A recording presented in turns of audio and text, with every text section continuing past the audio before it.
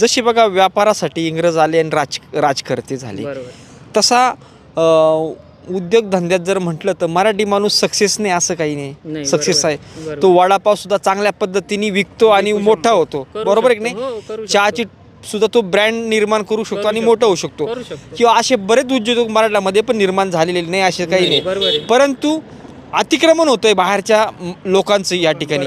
आपण जर विचार केला तर नुसते उत्तर बिहारीचंच नाही, उत्तर बिहारी तरी बिचारे मोलमजुरीसाठी येतात त्यांचा घर प्रपंच चालवण्यासाठी. परंतु राजस्थानी असेल, राजस्थानी जर विचार केला तर नाशिकचं सारा मार्केट असेल, मनीष मार्केट असेल, एक मराठी व्यक्ती तिथं दिसत नाही.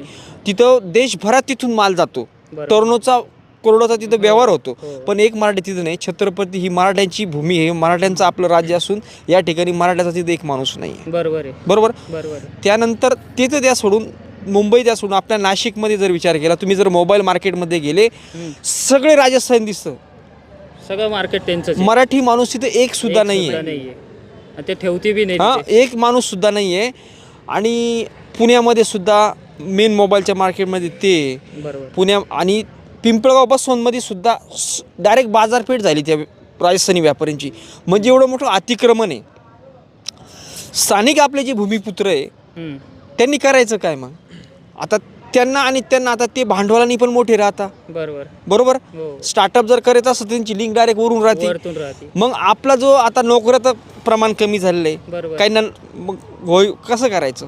जो राज ठाकरेंनी जो मुद्दा काढला होता परप्रांतीयांचा विषयी, किंवा शिवसेनेची ज्यावेळेस निर्मिती झाली, बाळासाहेब ठाकरेंनी ज्यावेळेस शिवसेना निर्माण केली, त्यावेळेस उठाव लुंगीन बजाव पुंगी असं ते अण्णा लोकांच्या साऊथ इंडियनच्या याच्यात जी काढली होती.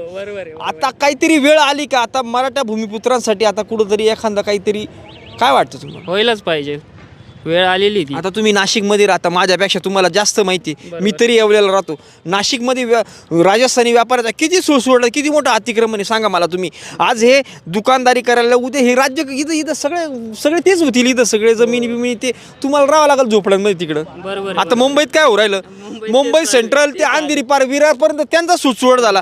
आपले मराठी चालले ठाणे, कल्याण तिकडे. काय वाटतं? बरोबर आहे ना, वस्तुस्थिती आहे की नाही? हो आहे ना वस्तुस्थिती. आवाज कोणतरी उठावला पाहिजे. हो बरोबर आहे, उठवलं तर पाहिजेच. राज ठाकरेंनी मागाची जी भूमिका घेतली होती, मनसेची स्थापना झाल्यानंतर सगळ्यात जास्त शिष्ट त्यांच्या त्यावेळेस आल्या होत्या. हा मुद्दा लोकांना आवडला होता. परंतु राज ठाकरेंना मोठमोठ्या सेलिब्रिटींनी सुद्धा नावं ठेवले या मुद्द्याच्या बाबतीत.